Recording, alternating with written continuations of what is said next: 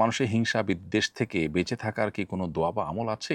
মানুষের হিংসা বিদ্বেষের ক্ষতি থেকে বেঁচে থাকার জন্য আপনি সূরায়ে হাসাদ পড়বেন, সূরায়ে ফালাক পড়বেন। কুল আউযু বিরাব্বিল ফালাক মিন শাররি মা খালাক ওয়া মিন শাররি গাসিকিন ইযা ওয়াকাব ওয়া মিন শাররি নাফাসাতি ফিল উকাদ ওয়া মিন শাররি হাসিদিন ইযা হাসাদ। এই যে শেষ আয়াতে আল্লাহ রাব্বুল আলামিন বলেছেন ওয়া মিন শাররি হাসিদিন ইযা হাসাদ, হিংসুক যখন হিংসা করে তখন তার হিংসা থেকে আমি আপনার কাছে পানাহ চাই আল্লাহ। তো এই সূরাটি অর্থাৎ সূরা ফালাক এটি আপনি পড়লে ইনশাআল্লাহ হিংসুকের হিংসা থেকে আপনি আত্মরক্ষা করতে পারবেন। এর বাইরে সকাল সন্ধ্যার যে দোয়াগুলো আছে সেগুলো যদি আপনি পড়েন নিয়মিত, ইনশাআল্লাহ রক্ষা কবচ দোয়াগুলোর মাধ্যমে আল্লাহ রাব্বুল আলামিন আপনাকে হিংসুকের হিংসা থেকে হেফাজতে করে রাখবেন এবং তার ক্ষয়ক্ষতি থেকে আল্লাহ তাআলা রক্ষা করবেন। তো সিজদার আয়াত পাঠ করে সিজদা না করে কি সামনে কোরআন পড়তে পারবো? উত্তর হলো তেলাওয়াতে সিজদা তেলাওয়াত করার পর সিজদার আয়াত সিজদার সাথে, সাথে দেওয়াটা আবশ্যক নয়। তবে সাথে, সাথে দেওয়াটা উত্তম। বিলম্ব না করে সাথে, সাথে দেওয়াটাই হলো মুস্তাহাব এবং ভালো। যদি কোনো কারণে আপনি তেলাওয়াত করে চলে যান, পরে দেন, তাতেও সিজদা আদায় হয়ে যাবে।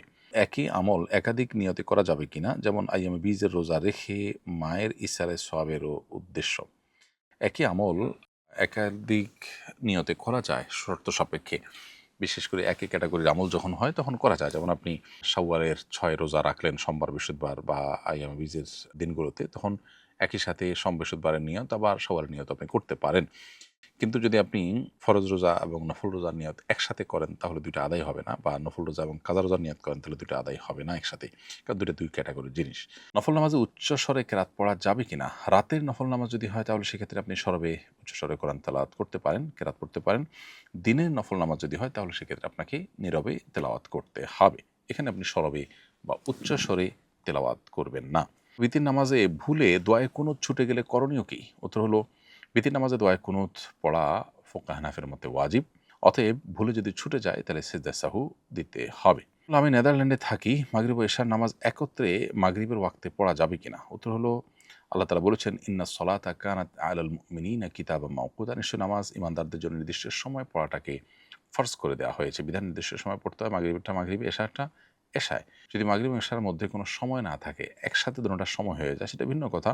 কোনো দেশে যদি এরকম অবস্থা থাকে যে ওয়াক্ত ২ ওয়াক্ত রাকাত নামাজ পড়ার কোনো ওয়াক্ত নাই, তাহলে ভিন্ন কথা। কিন্তু যদি সামান্যতম ওয়াক্ত থাকে তাহলে ওয়াক্তের মধ্যেই আদায় করাটাই হলো নির্দেশিত। সুন্নত নামাজ পড়া অবস্থায় ফরজ শুরু হয়ে গেলে করণীয় কি? উত্তর হলো যে সুন্নত আপনি পড়ছেন, এর মধ্যে যদি ফরজ শুরু হয়ে যায় তাহলে সেক্ষেত্রে দ্রুততার সাথে সুন্নাত শেষ করে আপনি ফরজে শামিল হবেন। যদিও এক্ষেত্রে হাম্বলি ফকিগণ বা সৌদি আরবের উলামা ইকরামগণ বলেন যে না, নামাজ ছেড়ে দিয়ে আপনি জামাতে শামিল হবেন। অবশ্য তারাও বলেন একদম শেষের দিকে হলে নামাজ শেষ করে তারপর শামিল হওয়া, একদম শুরুর দিকে হলে ছেড়ে দিয়ে শামিল হতে তারা বলেন। তবে উলামা হানাফ বলেন আল্লাহ তাআলা বলেছেন লা তুবতিলু আমালাকুম, তোমরা তোমাদের আমল বাতিল করে দিও না। এজন্য দ্রুততার সাথে শেষ করে হলো সেখানে গিয়ে শামিল হওয়া। আর প্রথমত উলামা ইকরামের বক্তব্য হলো ইযা উকিমাতিস সালাহ ফালা সালাতা ইল্লাল মাকতুবা, যখন নামাজের একামত হয় তখন ফরজ ছাড়া অন্য কোনো নামাজ চলে না। তো মতপার্থক্য থাকলেও বিশুদ্ধতর মত হলো যে নামাজ ভাঙবেন না, বরং দ্রুততার সাথে যতটুকু সম্ভব শেষ করে তারপর আপনি ফরজ নামাজে শামিল হবেন। তাছাড়া নামাজের নিয়ত করার আগে খেয়াল রাখতে হবে যে কতক্ষণ সময় আছে।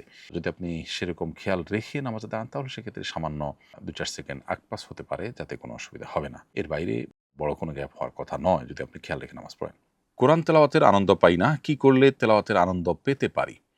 প্রিয় দর্শক, কোরআনে কারিমের তেলাওয়াত করতে গিয়ে আমাদের ভালো লাগা কাজ করে না। এটি সন্দেহাতীতভাবে আমাদের ঈমানের দুর্বলতার একটি প্রমাণ। এটি দূর করবার জন্য প্রথমত নিজের ঈমানের প্রতি বিশেষ মনোযোগ দেওয়া দরকার।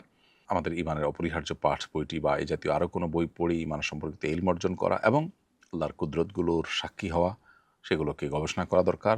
বিশেষভাবে কোরআনে কারিমের অর্থ ব্যাখ্যা বোঝার যদি আপনি চেষ্টা করেন, ইনশাআল্লাহ আপনি কোরআনে কারিমের তেলাওয়াতের স্বাদ এবং তৃপ্তি লাভ করতে পারবেন। মৌলিকভাবে ইবাদতের স্বাদ বা তৃপ্তি কমে যায় মানুষের গুনাহের ফলে।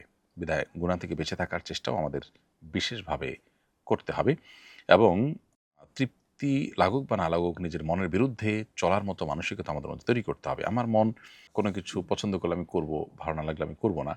এটা হলো প্রবৃত্তির পূজা, এটা আল্লাহর গোলামি বা দাসত্ব হয় না। একজন মানুষ নিজের প্রবৃত্তির পূজা করে সে কখনো দুনিয়া বা আখেরাত কোথাও সে সুখী হতে পারে না। এজন্য নিজের প্রবৃত্তি বা নিজের কুপ্রবৃত্তি, নিজের মনের যে অন্যায় চাওয়া আছে সেগুলোর অনুকরণ করা যাবে না, বরং সেগুলোর বিরুদ্ধে আমাদেরকে আত্মসংগ্রাম চালাতে হবে। পরিবারকে সাথে নিয়ে গৃহাভ্যন্তরে নামাজ আদায়ের ক্ষেত্রে নারী একামত দিতে পারবে কিনা? উত্তর হলো যে গায়রে মাহরাম কেউ যদি না থাকেন তাহলে অনেক ওলামা কেরামের মতেই নারীরা একামত দিতে পারবেন। তো নামাজে ইমাম সম্পূর্ণ সালাম শেষ করার পূর্বেই যদি মুক্তাদি সালাম শেষ করে ফেলে তাহলে কি মুক্তাদির নামাজ হবে? উত্তর হলো নামাজ হয়ে যাবে, তবে ইমামের সালামের আগে সালাম শেষ করে ফেলাটা অনুচিত এবং মাকরুহ। ইমামকে ইত্তেবা এবং অনুকরণ করতে হবে। নবী সাল্লাল্লাহু আলাইহি ওয়াসাল্লাম বলেছেন, ইন্নামা জুইলাল ইমামু লিউতাম্মা বিহি ফাইদা রাকা ফারকাউ ইলা আখিল হাদিস। ইমাম দেয়া হয়েছে, নির্ধারণ করা হয়েছে, ধার্য করা হয়েছে অনুকরণ করবার জন্য। বিধায় তিনি যখন কোনো আমল করবেন তখন তোমরা সে আমল করবে, অর্থাৎ ইমামের আগে করবে না। তবে যদি কারোর হয়ে যায় ভুলে, ইনশাআল্লাহ নামাজ হয়ে যাবে। আসুন্নাহ ফাউন্ডেশন, উম্মার স্বার্থে সুন্নাহর সাথে।